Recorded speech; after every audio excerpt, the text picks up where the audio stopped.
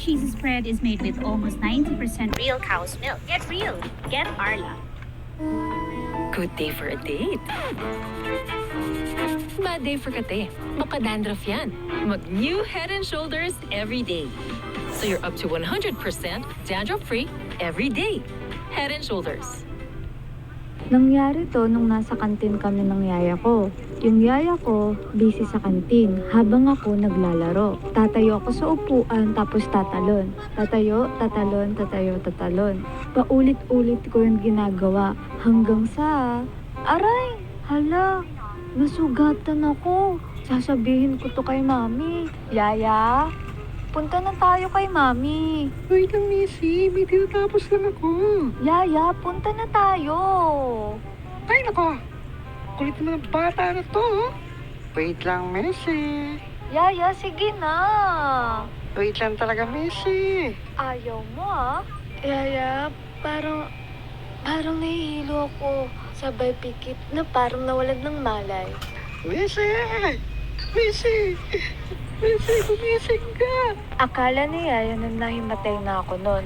Pero uma-acting lang ako nun, no? Tagal kasi ni Yaya kaya naisipan kong lokohin siya. At isa pa, nagtataka ako nung time na yun kung bakit naisip ni Yaya na nahimatay ako.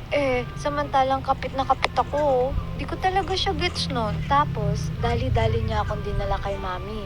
At ako, dadalhin niya ako kay mami ng ganito. Nagjo-joke lang naman ako eh. Ma'am, si Missy na matay. Ano? Missy? Nak! Gumising ka! Hala, ano ba tong pinasok ko? Gusto ko nang gumising nun. Kaso daming tao nun. Yung mga nagwo-work kay mami. Siyempre dahil mahiyaing bata ko nun, tuloy pa rin ang acting. Tubig! Kuha niyo ako tubig! Anak! Gumising ka, anak! Sinampal ako ni mami.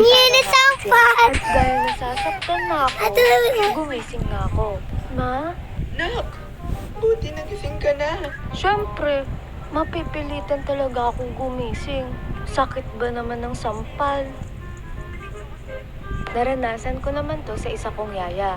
Kapag oras na ng ligo ko, Yaya, ayoko pa maligo. Di pwede. Yaya, ayoko. Tinaas niya damit ko pero yung ano lang, yung kita yung tiyan. Tapos, kinurot niya ako. Sinabing di pwede. Kaya maligo ka. Palaging ginagawa sa akin yun ng yaya ko kapag ayaw ko maligo. Kaya isang gabi, napadaldal ako kay mami. Ma, yung yaya ko kinukurot ako. Ha? Saan? Kapag ayaw ko maligo, kinukurot niya yung tiyan ko. After nun, wala. Di ko na maalala. Basta ang pagkakatanda ko, gabi nun tapos nakita ko si yaya nun na may malaking bag. Aalis si yaya? Oo! Uuwi na siya sa kanila. Bye-bye, Yaya. Di ko alam no, na tinanggal pala ni Mami si Yaya sa trabaho dahil sa sinumbong ko. May pababay-babay pa akong nalalaman. Kaya kayo, kapag may yaya kayong sinasaktan kayo ng palihim, huwag kayong matakot na isumbong sila sa mama at papa nyo. Kinder ako noon nung nangyari to. Sa totoo lang, may pagkabratinera talaga ako nung bata ko. Pinagsusuot na ako ng uniform ng yaya ko noon. Bakit uniform? Friday ngayon eh. Pay kami. Wednesday ngayon, Missy. Hindi Friday. No! Friday ngayon. Pay kami. Uniform nga kayo ngayon, Missy. Hindi. Pay kami. PE. PE. Tigas talaga ng ulo ng batang to. Mag-uniform ka na, Missy. Maniwala ka sa akin. Wednesday ngayon. Basta, ayoko mag-uniform. Mag-PPE ako. Sige, bahala ka. Tapos pagdating namin ng school, nakita ko mga naka-uniform mga estudyante nun. Ano? Sana naka-PE mga kaklase ko. Sana naka-PE, PE. Oh! Bakit naka-PE ka, Missy? Wednesday ngayon, oh. Nakalimutan ko na sinabi ni Yaya kay teacher nun. Basta sinabi na lang ni teacher sa akin na Balikan na lang dito. Uwi ka muna at magpalit ng uniform. Tingnan mo pa Friday ka pa. ako nalalaman. Ano? Mahiya ka. Nung pagkaalis ni teacher, Oh, tara, Missy. Umuwi na tayo. Magpapalit ka pa. ayoko. Di na ako papasok. Di pwede, Missy. Kailangan mo pumasok. Ayoko. Di na ako babalik. Bukas na lang ako papasok.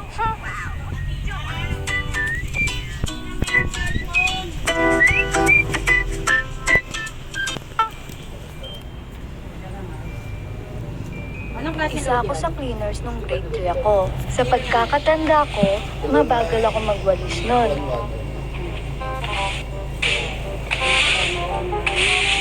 Missy, sundo mo, nandito na.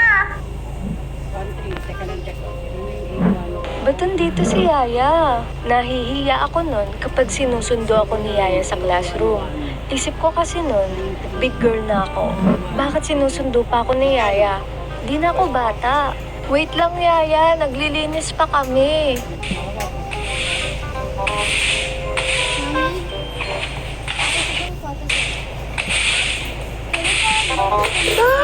Tagal naman ito, Missy.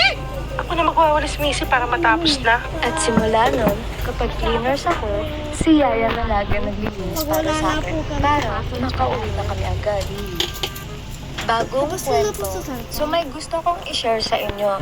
Ibang kwento na to hindi na siya experiences sa mga yaya ko. So nangyari to nito October 1. Aalis kami ni mami nun kasi magpapabakuna ako nun. Before kami umalis, tinanong niya ako na, Missy, may in-order ba kayo ng ate mo sa Shopee? ha? Wala. May nagtig sa akin. May i-deliver dito.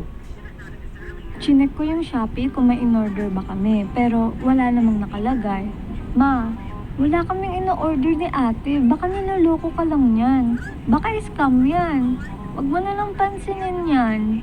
Tapos, nung tapos na ako bakunahan, nakauwi na kami ng tanghali. Missy, hindi ba talaga kayo nag-Shopee?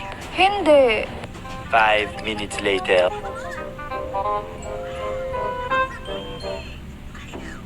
Oh, Mami, ano yan? Ito, kinuha ko na. Ito yung dineliver. Naalala ko kasi may pinabayad yung ate mo sa akin. Baka ito yun. Ha? Eh, nakuha na ni ate yun eh. Ba't may dumating pa ulit? Malay mo na doble sila ng deliver. Sayang din to, no? Kanina kasi, kuya, di ko kukunin yan. Walang in-order mga anak ko. Ma'am, di po pwede. Kailangan niyo po kunin to. Tsaka, pa-COD po ito. Pero bayad na po to. Bayad na po to. Bayad na po to. Bayad na po to. Ano? Ay, ganun ba? Sige, okay na yan. So, eto na siya. Nabuksan na siya ni Mother kasi gusto niya malaman kung anong laman. Tapos, nung nakita ko na rin yung laman, super duper nagulat ako nun kasi XP pen yung laman. Nakalimutan ko kasi nung araw na yun na pinadalhan nga pala ako ni XP pen ng pentam. So, kaya gulat na gulat ako nun tsaka sobrang tuwan-tuwa. Kaya, eto, mag-unboxing na tayo kasi gusto ko na talagang buksan.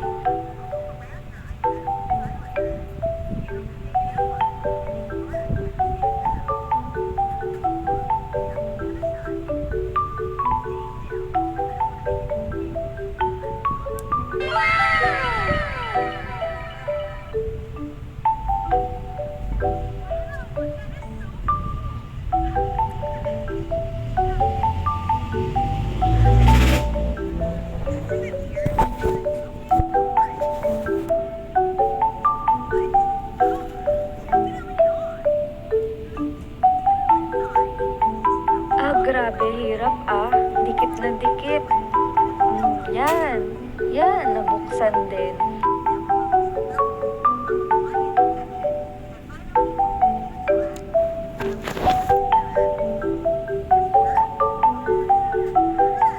So, eto na yung Deco Mini 7. Meron siyang 8 customizable shortcuts at compatible din siya sa Android. Pero, dapat 6.0 and higher siya.